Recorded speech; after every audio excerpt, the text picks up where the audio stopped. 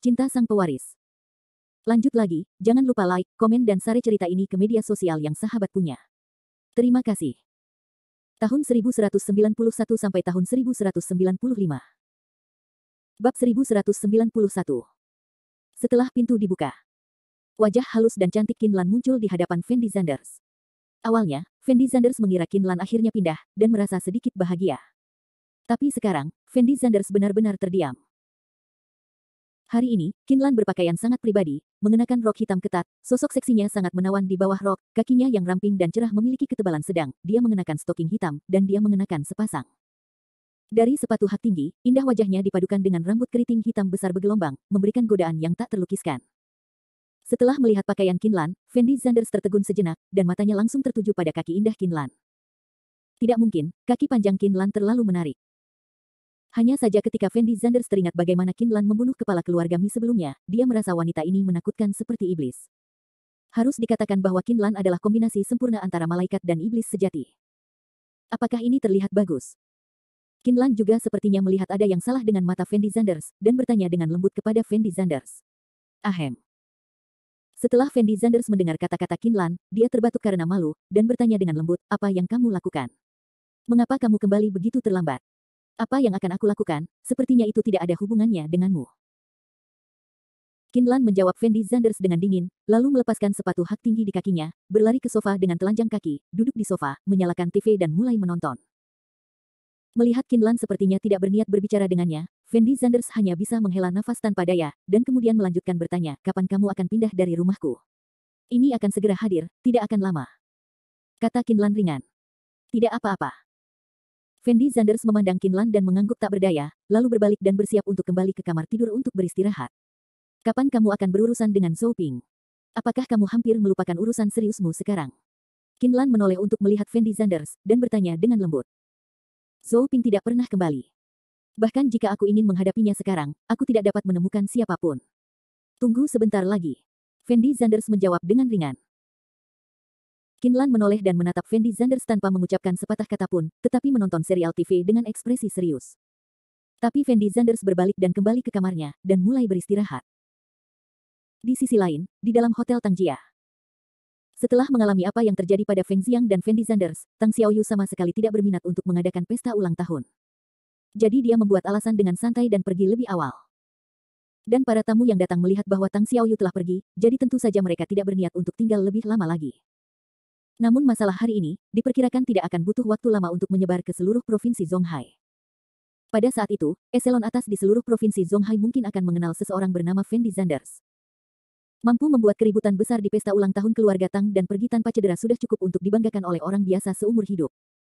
Terlebih lagi, Fendi Zanders juga memiliki hubungan yang tidak jelas dengan Tang Mingji, yang juga membuat identitas Fendi Zanders terselubung misteri. Setelah Tang Xiaoyu meninggalkan hotel, dia segera datang ke rumah kakeknya. Kakek Tang Xiaoyu, Tang Yufu, pasti bisa dianggap sebagai sosok legendaris di provinsi Zhonghai. Keluarga Tang saat ini mengendalikan setidaknya 10 perusahaan terdaftar, dan aset mereka telah melebihi puluhan miliar.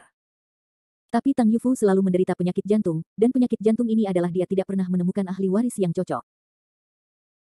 Hanya ada 2 anak laki-laki di antara 3 generasi keluarga Tang, dan cucu tertua Tang Yufu awalnya dibesarkan sebagai ahli waris, dan dia telah menunjukkan kecerdasan bisnis yang baik di usia muda.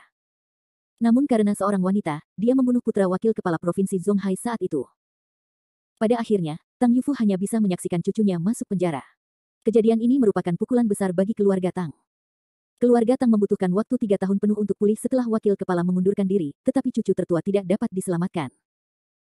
Dan cucu kecil Tang Yufu lemah dan sakit sejak dia masih kecil, dan otaknya tidak bekerja dengan baik, jadi tidak ada cara baginya untuk mewarisi sifat-sifat keluarga Tang ini. Dan Tang Yufu memiliki banyak cucu perempuan, di antaranya favorit Tang Yufu mungkin adalah Tang Xiaoyu. Jadi Tang Yufu bermaksud membiarkan Tang Xiaoyu mewarisi properti keluarga Tang di masa depan, tetapi Tang Xiaoyu tidak terlalu tertarik dengan hal-hal ini. Tang Yufu tidak punya pilihan selain fokus pada Feng Xiang. Pada awalnya, kakek Feng Xiang baik terhadap keluarga Tang, jadi Tang Yufu berencana untuk menjodohkan Feng Xiang dan Tang Xiaoyu, sehingga Feng Xiang dapat mewarisi bisnis keluarga sebagai cucu ipar. Ini juga yang menjadi alasan mengapa Tang Yufu masih menjodohkan Feng Xiang dan Tang Xiaoyu meskipun keluarga Feng tidak sebaik keluarga Tang. Tapi hari ini Tang Yufu memilih untuk melepaskan Feng Xiang, yang juga membuat Tang Xiaoyu merasa sedikit terkejut. Jadi setelah dia meninggalkan hotel, dia segera datang ke rumah Tang Yufu, ingin meminta klarifikasi darinya. Setelah memasuki villa, Tang Xiaoyu melihat sekilas Tang Yufu duduk di sofa, bergegas dengan cepat, dan kemudian dengan lembut memanggil, "Kakek. Apakah pesta ulang tahunnya ada di sana?" Tang Yufu bertanya dengan ringan. "Yah, ini sudah berakhir." Tang Xiaoyu memandang Tang Yufu dan sedikit mengangguk. "Karena kamu tidak memiliki perasaan apapun terhadap Xiang, maka kakek akan berhenti mempermalukanmu, dan Xiang tidak akan muncul dalam hidupmu lagi." Tang Yufu tahu betul di dalam hatinya mengapa Tang Xiaoyu datang kali ini. Jadi dia tidak berbicara omong kosong, dan berkata langsung pada intinya. "Kakek, apakah kamu benar-benar menyerah pada Feng Xiang?" Tang Xiaoyu bertanya dengan tidak percaya. "Ya, aku sudah menyerah." Tang Yufu mengangguk ringan, lalu menoleh untuk melihat Tang Xiaoyu, dan kemudian melanjutkan bertanya, "Apa hubunganmu dengan Fendi Zanders itu?" "Apa hubunganku dengan Fendi Zanders?" Setelah Tang Xiaoyu mendengar kata-kata ini, keanehan muncul di matanya. "Xiaoyu, kamu tidak perlu menyembunyikan apapun dariku. Apa hubunganmu dengan Fendi Zanders ini? Berapa banyak yang kamu ketahui tentang Fendi Zanders ini?" Tang Yufu berkata perlahan. Tang Xiaoyu berdiri di tempat dan ragu-ragu selama 2 detik, lalu berkata dengan lembut, "Kakek, Fendi Zanders dan aku hanyalah teman biasa. Kami bertemu di pesawat. Jika itu hanya persahabatan biasa, apakah dia akan membantumu seperti ini?" Setelah Tang Yufu mendengar kalimat ini, dia tidak bisa menahan senyum. Bab 1192. Bagaimana Fendi Zanders membantuku? Tang Xiaoyu bertanya dengan sedikit bingung. "Tahukah kamu seberapa besar risiko yang akan diambil keluarga Tang ketika mereka setuju untuk bekerja sama dengan keluarga Tang kita kali ini? Dan kerjasama ini sama sekali tidak bermanfaat bagi keluarga Tang." Tetapi Tang Mingji berubah pikiran karena perkataan Fendi Zanders. Ini cukup untuk membuktikan betapa Fendi Zanders sangat peduli padamu, dan juga membuktikan bahwa hubungan antara Fendi Zanders dan Tang Mingji tidaklah sederhana. Tang Yufu berkata perlahan. "Ini." Tang Xiaoyu tercengang saat mendengar kata-kata Tang Yufu. "Itulah mengapa aku membatalkan pertunangan antara kamu dan Feng Xiang, karena menurutku Fendi Zanders lebih cocok untukmu, dan Fendi Zanders juga seharusnya menyukaimu, kalau tidak, dia tidak akan pernah melakukan ini." Tang Yufu melanjutkan. "Kakek, menurutku kamu mungkin salah paham." Tang Xiaoyu membuka mulutnya untuk menjelaskan. "Xiaoyu, jangan khawatir, kakek telah hidup bertahun-tahun, aku yakin aku tidak bisa salah membaca beberapa hal, Fendi Zanders ini pasti memiliki perasaan padamu, jadi aku harap kamu bisa bersama Fendi Zanders ini." Tang Yufu tidak berbicara omong kosong sama sekali, dan berbicara dengan sangat lugas. "Tetapi bagaimana jika Fendi Zanders sama sekali tidak menyukaiku?" Tang Xiaoyu mengerutkan kening dan berkata. "Kamu bahkan belum mencobanya, bagaimana kamu tahu Fendi Zanders tidak akan menyukaimu?" Tang Yufu tersenyum ringan, lalu melanjutkan, "Xiaoyu, kakek tahu bahwa kamu juga menyukai Fendi Zanders, dan hubungan antara Fendi Zanders dan Tang Mingji sangat baik, yang menunjukkan bahwa dia juga bisa menjodohkanmu, jadi kali ini kakek berencana untuk menjadi cantik dewasa, biarkan kamu bersama Fendi Zanders." Setelah Tang Xiaoyu mendengar kalimat ini, dia tersenyum tak berdaya, dan kemudian berkata dengan ringan, "Kakek, bukankah menurutmu semuanya terlalu sederhana, Fendi Zanders sama sekali tidak menyukaiku? Jika kamu tidak mengambil inisiatif untuk menjelaskan semuanya dengan jelas kepada Fendi Zanders, bagaimana kamu tahu bahwa Fendi Zanders tidak menyukaimu?" Tang Yufu bertanya langsung. "Kakek, apakah kamu akan memintaku untuk menyatakan cintaku kepada Fendi Zanders?" Tang Xiaoyu bertanya dengan heran. "Aku hanya berharap kamu bisa bersama Fendi Zanders." Tang Yufu menjawab dengan kosong. Dan Tang Xiaoyu memandang Tang Yufu di depannya, dengan ekspresi yang sangat tidak bisa berkata-kata di wajahnya. Pada saat ini, dia akhirnya mengerti mengapa Tang Yufu begitu saja menyerahkan Feng Xiang. Karena Fendi Zanders lebih cocok untuk posisi menantu Tang dibandingkan Feng Xiang. "Xiaoyu, kamu juga harus tahu bahwa keluarga Tang kita membutuhkan ahli waris yang cakap sekarang. Karena kamu menyukai Fendi Zanders, kakek dapat memberi kesempatan pada Fendi Zanders ini, tetapi apakah kamu dapat memanfaatkan kesempatan ini tergantung pada dirimu sendiri. Jika kamu merindukan Fendi Zanders, tidak peduli siapa yang aku atur untukmu di masa depan, kamu tidak akan punya pilihan." Saat ini, Tang Yufu berbicara lagi kepada Tang Xiaoyu. "Kakek, jadi bagaimana jika aku menyukai Fendi Zanders? Bagaimana jika Fendi Zanders tidak menyukaiku?" Tang Xiaoyu berteriak tanpa daya. "Jika Fendi Zanders ini benar-benar tidak memiliki perasaan padamu, bagaimana dia bisa melakukan hal ini untukmu? Kamu harus percaya pada penilaianku, Fendi Zanders pasti menyukaimu." Tang Yufu berkata dengan nada sangat percaya diri. "Mungkinkah Fendi Zanders benar-benar menyukaiku?" Setelah Tang Xiaoyu mendengar kata-kata Tang Yufu, keanehan muncul di matanya. Jelas sekali, Tang Xiaoyu menyukai Fendi Zanders, tetapi dia tidak yakin apakah Fendi Zanders benar-benar menyukai dirinya sendiri. Jika dia benar-benar bisa bersama Fendi Zanders, maka semua masalah Tang Xiaoyu sekarang bisa diselesaikan dengan mudah. Saat ini, Tang Xiaoyu jelas tidak tahu harus berbuat apa. Tang Yufu tidak terus berkata apa-apa, dan langsung memilih untuk bangkit dan pergi. Keesokan harinya, jam 8 pagi. Setelah Fendi Zanders bangun, dia mandi sebentar, lalu datang ke Universitas Nanyuan. Karena Fendi Zanders bangun terlambat, ketika dia sampai di kelas, kelas sudah dimulai. Hanya saja para guru di sekolah sudah lama terbiasa dengan Fendi Zanders yang terlambat, atau terkadang tidak masuk sekolah selama beberapa hari. Jadi mereka tidak bertanya lagi, dan membiarkan Fendi Zanders langsung masuk ke kelas. Setelah Miao Menglu melihat Fendi Zanders, keanehan muncul di matanya. Karena setelah mengalami pesta ulang tahun Tang Xiaoyu kemarin, Miao Menglu sudah mengetahui bahwa Fendi Zanders bukanlah orang biasa. Setelah kembali ke rumah, dia bertanya kepada ayahnya tentang identitas Fendi Zanders, tetapi dia tidak mendapatkan apapun. Hal ini membuat Miao Menglu semakin penasaran tentang siapa Fendi Zanders. Pagi hari berlalu dengan cepat, dan kelas Fendi Zanders hanya ada kelas pagi ini. Jadi setelah bel tanda berakhirnya kelas berbunyi, semua orang mulai mengemasi barang-barang mereka dan bersiap untuk berangkat. Fendi Zanders, bisakah kita makan malam bersama nanti? Tepat ketika Fendi Zanders sedang mengemasi barang-barangnya dan bersiap untuk kembali, Xiao Yu tiba-tiba memanggil untuk menghentikan Fendi Zanders, dan berkata kepada Fendi Zanders sambil tersenyum. Mendengar perkataan Xiao Yu, Fendi Zanders mau tidak mau tertegun sejenak, lalu mengangguk sedikit dan berkata, "Oke, kamu bisa memutuskan tempatnya, aku akan menjamu tamu hari ini. Tunggu saja kata-katamu." Melihat Fendi Zanders langsung menyetujuinya, Xiao Yu tersenyum bahagia. Fendi Zanders, Xiao Yu dan yang lainnya hanya mengemasi barang-barang mereka, dan kemudian berencana meninggalkan kelas dan mencari restoran di dekat sekolah untuk makan malam. Namun sebelum Fendi Zanders keluar dari kelas, Chang Jiang Yuen dari kelas berinisiatif untuk berjalan di depan Fendi Zanders, dan kemudian bertanya kepada Fendi Zanders tanpa ekspresi, "Fendi Zanders, apakah kamu punya waktu sekarang? Ada sesuatu yang ingin saya bicarakan menurutmu." Setelah Fendi Zanders mendengar kata-kata Jiang Yuen, dia tidak dapat menahan diri untuk tertegun sejenak. Bagaimanapun, sudah lama sekali sejak dia datang ke Universitas Nanyuan, tetapi ini adalah pertama kalinya Jiang Yuen berinisiatif untuk berbicara dengan Fendi Zanders. Terlebih lagi, melihat ekspresi wajah Jiang Yuen, Fendi Zanders sepertinya memiliki sesuatu yang penting dan ingin memberitahunya. Oke. Fendi Zanders tidak berpikir terlalu banyak, hanya mengangguk setuju. Tapi Jiang Yuen melirik Xiao Yu, Hebo dan Guo Jie dengan acuh tak acuh, lalu berbalik dan berjalan keluar kelas. Fendi Zanders juga mengikuti Jiang Yuen keluar kelas. Apa yang dicari pemimpin pasukan dengan Fendi Zanders? Xiao Yu bertanya pada Hebo dengan ekspresi bingung. Kamu bertanya padaku, siapa yang harus aku tanyakan? Hebo menjawab dengan nada tak berdaya, dan kemudian melanjutkan, pengawas kelas kami selalu penyendiri dan jarang berbicara dengan orang lain atas inisiatifnya sendiri. Saya pikir dia pasti memiliki sesuatu untuk diberitahukan kepada Fendi Zanders kali ini. Apakah kamu tidak berbicara omong kosong? Aku ingin tahu apa yang dicari pemimpin pasukan Fendi Zanders. Kata Xiao Yu tanpa berkata-kata. Aku tidak tahu persis apa yang harus kulakukan, tapi menatap mata monitor bukanlah hal yang baik. Hebo dengan tenang menganalisis kalimat itu. Xiao Yu melihat ke belakang Fendi Zanders dan Jiang Yuen, keanehan muncul di matanya, dan diam-diam menebak di dalam hatinya apakah Fendi Zanders telah menyinggung Jiang Yuen di suatu tempat. Bab 1193 sisi lain. Jiang Yuen membawa Fendi Zanders ke sudut terpencil.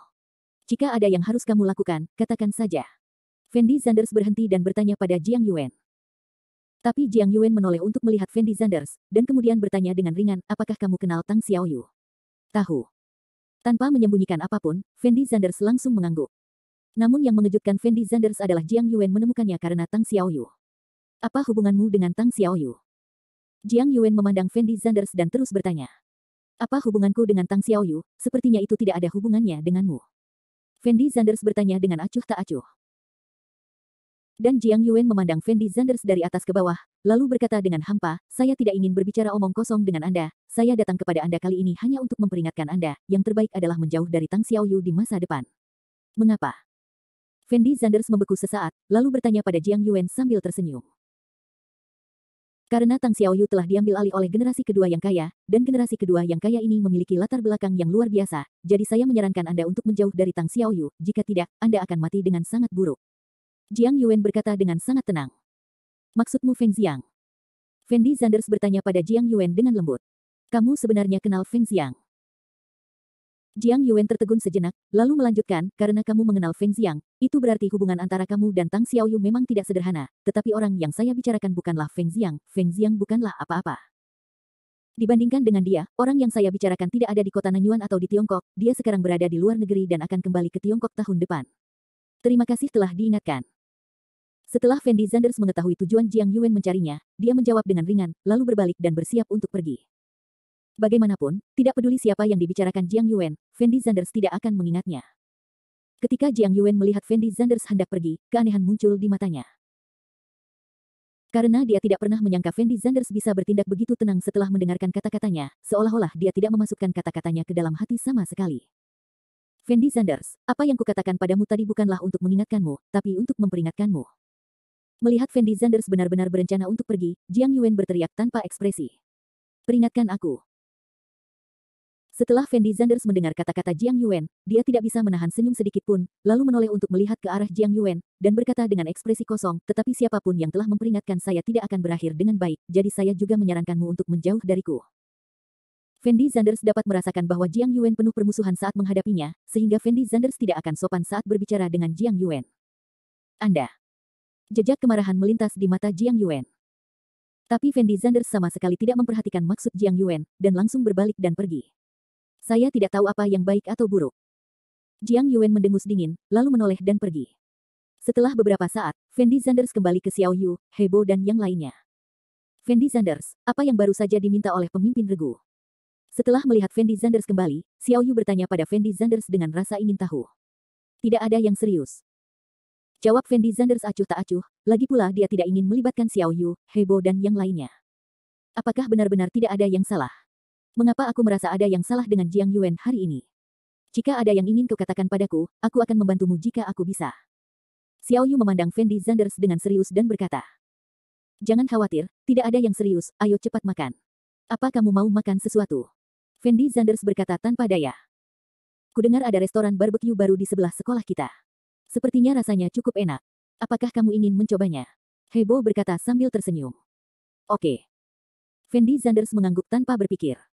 Apa gunanya kita makan, atau menelepon Chen Rong, Du Siwei dan yang lainnya? Xiao Yu berkata setelah berpikir sejenak. Kasual. Fendi Zanders berkata dengan ringan. Kalau begitu aku akan menelepon. Setelah melihat Fendi Zanders setuju, Xiao Yu segera mengeluarkan ponselnya dan menelepon Du Siwei dan yang lainnya. Beberapa menit kemudian, Du Siwei dan yang lainnya tiba di depan pintu kelas Fendi Zanders. Du Siwei mengenakan rok tali ikat hari ini, dia masih terlihat sangat seksi dan glamor, dan dia pasti bisa dianggap sebagai eksistensi setingkat dewi di Universitas Nanyuan, sementara Li Qianqian dan yang lainnya jauh lebih rendah di depan Du Siwei. Tapi Fendi Zanders mengetahui bahwa Li Qianqian ada di sana, dan dia tampak sangat dekat dengan Xiao Yu. Fendi Zanders teringat terakhir kali Xiao Yu mengatakan bahwa dia telah putus dengan Li Qianqian, tetapi status kedua orang ini harus dipersatukan kembali sekarang. Fendi Zanders tidak bertanya lagi. Setelah melihat semua orang telah tiba, dia berjalan menuju luar sekolah. Du Siwei mengikuti di belakang semua orang, melihat punggung Fendi Zanders dengan ekspresi khawatir. Lagi pula, di antara sekian banyak orang, hanya Du Siwei yang mengetahui bahwa identitas Fendi Zanders tidaklah sederhana, dan sisanya tidak mengetahui identitas Fendi Zanders sama sekali. Sambil mengobrol dengan Xiao Yu dan yang lainnya, Fendi Zanders berjalan menuju gerbang sekolah. Mengapa ada begitu banyak orang di depan? Saat ini, Li Qianqian tiba-tiba memanggil. Setelah mendengar kata-kata Li Qianqian, semua orang mengangkat kepala untuk melihat ke depan, dan menemukan bahwa memang ada sekelompok besar orang yang mengelilingi gerbang sekolah. Pasti telah terjadi sesuatu, ayo pergi dan lihat. Tentu saja, Xiao Yu tidak akan melepaskan kesempatan bagus ini untuk menonton kesenangan itu, jadi dia menyeret Fendi Zanders dan yang lainnya ke sana. Setelah beberapa saat, Fendi Zanders dan yang lainnya tiba di gerbang sekolah, dan setelah berusaha keras, mereka akhirnya berhasil mencapai depan kerumunan. Ketika Fendi Zanders melihat gadis itu berdiri di tengah kerumunan, dia tercengang. Karena gadis ini tidak lain adalah Tang Xiao Yu. Hari ini Tang Xiao Yu berdandan sangat cantik, mengenakan gaun pendek berwarna putih, sosoknya yang tinggi tampak sangat menawan dengan latar belakang rok pendek, kakinya yang ramping dan indah terekspos ke udara tanpa syarat, dan dia menginjak sepasang sepatu hak tinggi berwarna hitam. Sepatu bertumit, wajah cantik, dan rambut keriting hitam besar bergelombang memberikan godaan yang tak terlukiskan. Indah sekali, tidak heran ada begitu banyak orang yang mengawasi. Setelah Xiao Yu melihat Tang Xiao Yu, dia tidak bisa menahan nafas dari lubuk hatinya. Bagaimanapun, Tang Xiao Yu dapat dianggap sebagai yang terbaik dari yang terbaik, tidak peduli dari segi tubuh, penampilan, atau latar belakang keluarga. Kemanapun Anda pergi, Anda akan menarik perhatian banyak pria, dan dikelilingi oleh begitu banyak orang sekarang adalah hal yang wajar. Pada saat ini, Tang Xiao Yu sepertinya sedang menunggu seseorang, dan melihat waktu di ponselnya dari waktu ke waktu. Melihat Tang Xiao Yu, Fendi Zanders merasakan firasat buruk di hatinya. Jadi dia berbisik kepada Xiao Yu dan yang lainnya, kalau begitu, ayo makan. Tunggu sebentar dan lihat apa yang terjadi, jawab Xiao Yu langsung. Ya, ada banyak sekali orang di sekitar sini, pasti ada sesuatu yang terjadi. Hebo sepertinya juga tidak ingin pergi, jadi dia menoleh dan berkata pada Fendi Zanders. Bab 1194. Setelah Fendi Zanders mendengar apa yang mereka berdua katakan, ekspresi wajahnya tampak sedikit tidak berdaya. Dia khawatir Tang Xiaoyu akan datang mencarinya hari ini, jadi dia tidak ingin tinggal di sini lebih lama lagi. Lagi pula, dia membuat keributan besar di pesta ulang tahun Tang Xiaoyu kemarin, dia merasa lebih baik dia pergi dulu. Namun saat Fendi Zanders hendak berbalik, Tang Xiaoyu mengeluarkan ponselnya dan menghubungi nomor Fendi Zanders. Setelah Fendi Zanders mendengar nada dering ponselnya, hatinya merasa tidak enak, dan buru-buru mempercepat langkahnya, ingin segera pergi dari sini. Tapi tak berdaya, gerbang sekolah sudah dikepung seluruhnya saat ini. Fendi Zanders dan yang lainnya harus menggunakan banyak kekuatan untuk masuk sekarang. Pasti tidak mudah untuk keluar sekarang. Di sisi lain, ketika Tang Xiaoyu mendengar nada dering ponsel Fendi Zanders, dia menoleh untuk melihat posisi Fendi Zanders, lalu menginjak sepatu hak tingginya dan berjalan menuju Fendi Zanders dengan anggun. Fendi Zanders. Tang Xiaoyu berteriak pada Fendi Zanders. Setelah Fendi Zanders mendengar kata-kata Tang Xiaoyu, jejak ketidakberdayaan muncul di matanya, dia perlahan berbalik untuk melihat Tang Xiaoyu, dan bertanya sambil tersenyum, mengapa kamu di sini? Aku di sini hanya untuk mencarimu, bukankah ini nyaman bagimu sekarang? Ada sesuatu yang ingin kukatakan padamu. Tang Xiaoyu bertanya pada Fendi Zanders dengan gugup. Setelah mendengar kata-kata Tang Xiaoyu, semua orang yang hadir membeku di tempat, dengan ekspresi terkejut yang tak terlukiskan di wajah mereka, karena tidak ada yang mengira Tang Xiaoyu datang untuk mencari Fendi Zanders. Tang Xiaoyu jelas dianggap sebagai selebriti di Universitas Nanyuan, dan ini adalah pertama kalinya mereka melihat Tang Xiaoyu datang mencari anak laki-laki atas inisiatifnya sendiri. Jadi saat Tang Xiaoyu selesai berbicara, hampir semua orang yang hadir fokus pada Fendi Zanders, dan beberapa bahkan mulai membisikkan siapa Fendi Zanders. Pada saat ini, Fendi Zanders tahu bahwa apa yang paling dia khawatirkan akhirnya terjadi, jadi dia ragu-ragu sejenak dan berkata dengan lembut kepada Tang Xiaoyu, apa yang kamu inginkan dariku? Aku mungkin pergi makan malam dengan temanku nanti. Tanda seru petik 2. Fendi Zanders merasa jika dia benar-benar meninggalkan Tang Xiaoyu seperti ini sekarang, para mahasiswa Universitas Nanyuan pasti akan semakin penasaran dengan hubungan antara dia dan Tang Xiaoyu, jadi lebih baik jelaskan dengan jelas kepada Tang Xiaoyu secara langsung dan biarkan para siswa hadir mengetahui bahwa dia dan Tang Xiaoyu hanyalah teman biasa.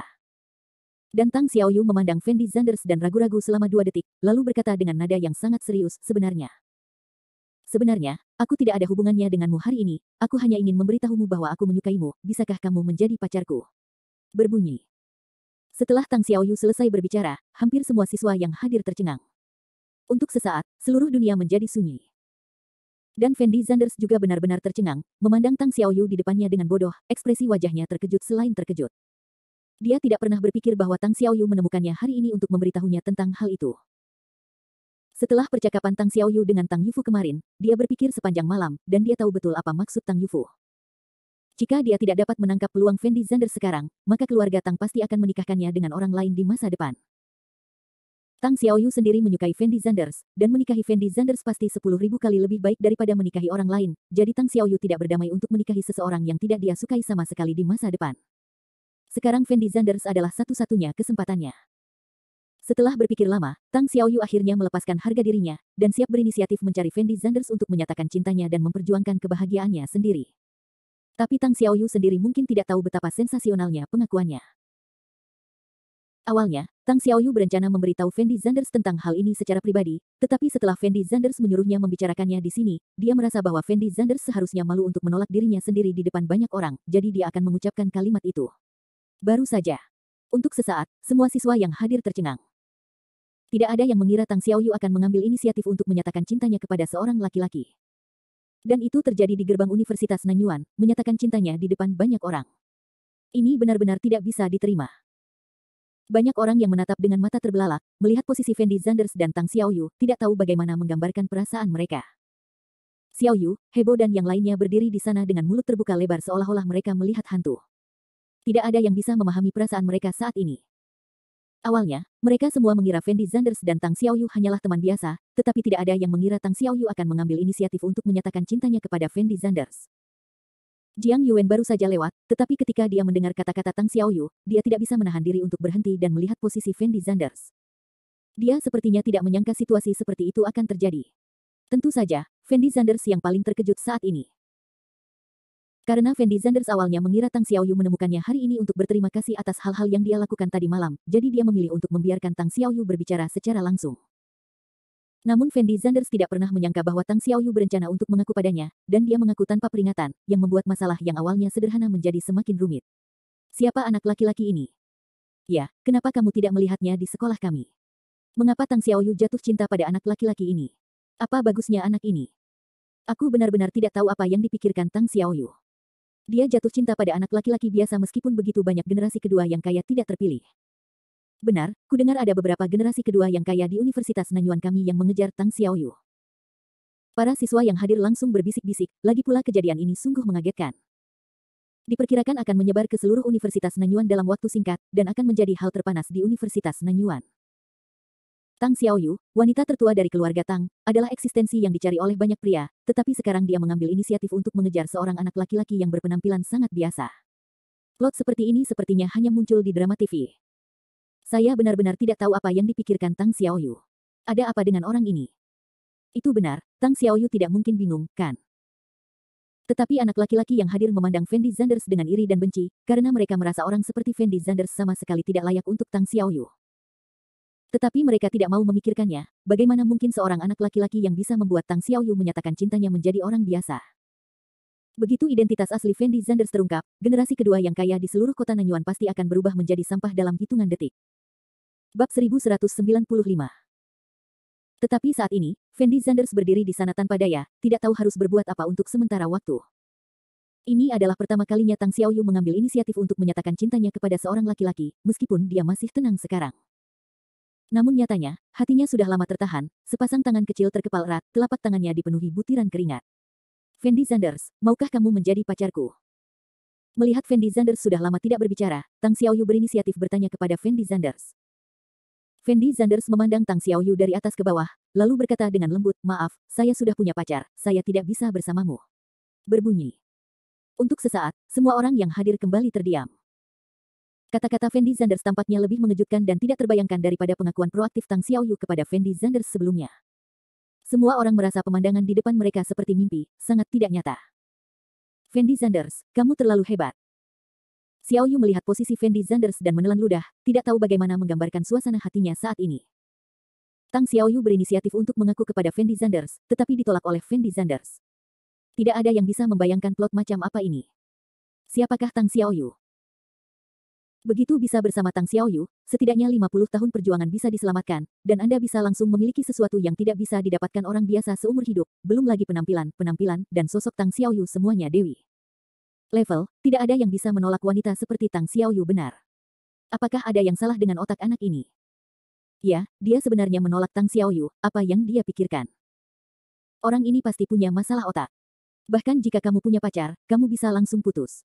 Aku tidak percaya ada wanita yang lebih sempurna daripada Tang Xiaoyu di dunia ini. Orang-orang yang hadir berbicara lagi dengan suara pelan. Dan Tang Xiaoyu sepertinya tidak mengharapkan situasi seperti ini, dengan air mata berlinang, dia berbisik, Fendi Zanders, kamu sudah punya pacar, bukan? Yah, aku memiliki hubungan yang sangat baik dengan pacarku, jadi aku tidak punya cara untuk meninggalkannya dan memilih untuk bersamamu, tapi aku yakin kamu akan bisa menemukan seseorang yang lebih cocok untukmu di masa depan. Fendi Zanders berkata dengan lembut kepada Tang Xiaoyu. Tapi aku hanya menyukaimu. Tang Xiaoyu tidak lagi peduli kehilangan muka, dan berteriak dengan nada sangat bersemangat. Setelah Fendi Zanders mendengar kata-kata Tang Xiaoyu, ekspresi wajahnya tampak sedikit tidak berdaya, dan kemudian dia berkata dengan lembut, ada lebih banyak orang di sini, mari kita bicara di tempat lain. Bagus. Tang Xiaoyu buru-buru mengangguk, lalu berinisiatif membuka pintu dan masuk ke dalam mobil. Setelah Fendi Zanders ragu-ragu sejenak, dia mengikuti Tang Xiaoyu ke dalam mobil. Segera, keduanya mengemudi dan menghilang di gerbang Universitas Nanyuan, meninggalkan sekelompok besar mahasiswa yang tidak tahu apa yang sedang terjadi. Apa yang sedang terjadi?